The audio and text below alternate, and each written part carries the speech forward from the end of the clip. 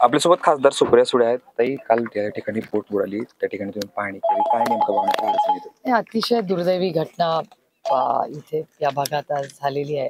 काल रात्री सगळी टीम इथे उशिरा पोहोचली आणि आम्ही जेव्हा रात्री आढावा घेतला तेव्हा तिथे प्रचंड चिखली होता आणि अंधारी होता. त्याच्यामुळे काल रात्री तर काहीच कळत नव्हतं या भागात. त्यातल्या त्यात जे PI आहेत, जे त्या बोटीवर होते, त्यांना वाचवण्यात आपल्याला यश आलेलं आहे. याचं आम्हाला समाधान आहे. पण दुर्दैव आहे की अजून 6 लोक ही अजूनही मिसिंग आहेत, बेपत्ता आहेत. त्याच्यामुळे त्यांना शोधण्याचा प्रयत्न प्रशासनाकडूनही होतोय.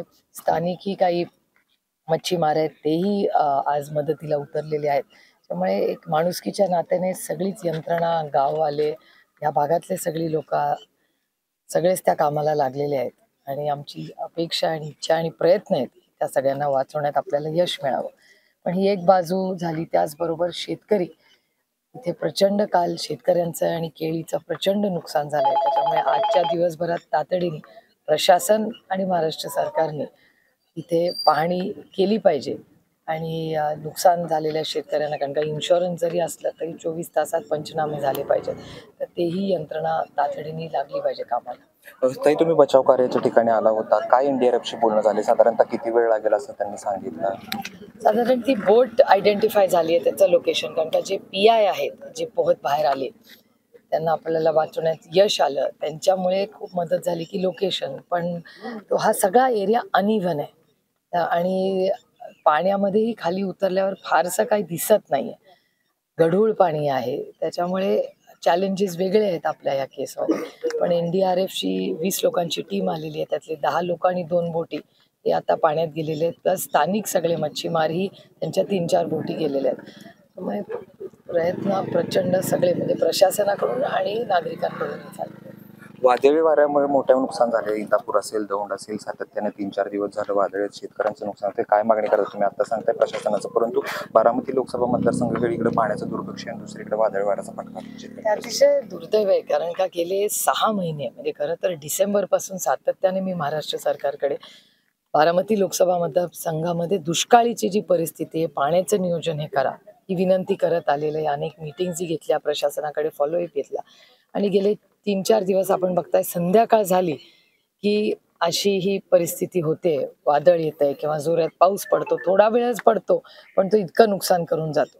त्यामुळे इथे अर्थातच त्याचे माहिती काढली पाहिजे. इन्शुरन्सचा फॉलोअप हा सरकारनेही घेतला पाहिजे. पंचनामे तातडीने झाले पाहिजेत आणि अशा काळामध्ये सरसकट ह्यांची कर्जमाफी झाली पाहिजे. कारण का इतकं मोठं नुकसान झालंय की पैसे भरणाऱ्याकडून शून्यातून परत सुरुवात करायला सरकारने या शेतकऱ्यांच्या बरोबर उभं राहिलं पाहिजे. कारण का तुम्ही शेतीचं बघितलेलं आहे की ना दुधाला भाव आहे शेतकऱ्यांसाठी, ना कांद्याला भाव आहे. पूर्णपणे कंबरडं मोडलेलं आहे त्या शेतकऱ्याचं आणि त्यातून ही परिस्थिती जी झालेली आहे. त्याच्यामुळे अतिशय दुर्दैवी आणि अतिशय संवेदनशीलपणे सरकारने याचा विचार केला पाहिजे. राजकारण थोडंसं बाजूला ठेवून या कामात सरकारने लक्ष घालावं, एवढीच आमची अपेक्षा. ते पुण्याच्या अपघाताबद्दल काय सांगाल? जो अपघात झाला तो अतिशय दुर्दैवी असा अपघात होता आणि मला असं वाटतं रोड सेफ्टीबद्दल आपण कोणीच खरं तर एक समाज म्हणून या गोष्टी सिरियसली घेतल्या पाहिजेत. मला आठवतंय की जेव्हा आम्ही नऱ्याला जेव्हा ॲक्सिडेंट्स होत होते त्या नवले ब्रिजवर, तेव्हा ह्याच्याबद्दल मी आवर्जून गडकरी साहेबांचे आभार मानेन. कारण का रोड सेफ्टीबद्दल संसदेमध्ये गडकरी साहेबांची आणि आमची सगळ्यांची सातत्याने अनेक वेळा चर्चा झाली आणि नऱ्यामध्ये ब्रिजमध्ये ॲक्सिडेंट्स कमी करण्यात आम्हाला प्रचंड यश आले. कारण का रोड सेफ्टी, मी स्वतः त्याचं एक प्रायव्हेट मेंबर्स बिल ही पार्लमेंटमध्ये मांडलेलं आहे की रस्ता सुरक्षितता ही जेव्हा तुम्ही व्हीलच्या मागे बसता, तुम्ही जबाबदार पद्धतीनेच बसलं पाहिजे. आणि हे अतिशय दुर्दैवी घटना आहे. पण माझा प्रश्न म्हणजे मी देवेंद्रजींचे एक मनःपूर्वक आभार मानते की तिथे ज्या पद्धतीने उशिरा का होईना त्यांनी काल जो रिव्ह्यू घेतला. पण माझा प्रश्न देवेंद्रजींना आणि त्या प्रशासनाला आहे की देवेंद्रजींना असं का म्हणावं लागतंय की ह्या सरकारमध्ये किंवा सरकारी दबावाला बळी पडू नका. अशा केसमध्ये कोण दबाव टाकतंय? मग कोणी त्या दिवशी रात्री फोन केला, हे कसं सगळं झालं ह्याचीही इन्क्वायरी झाली पाहिजे. कारण कुठलंही शेवटी ती कुणाची तरी मुलं आहेत, कुणाच्या तरी घरातली लोक आहेत.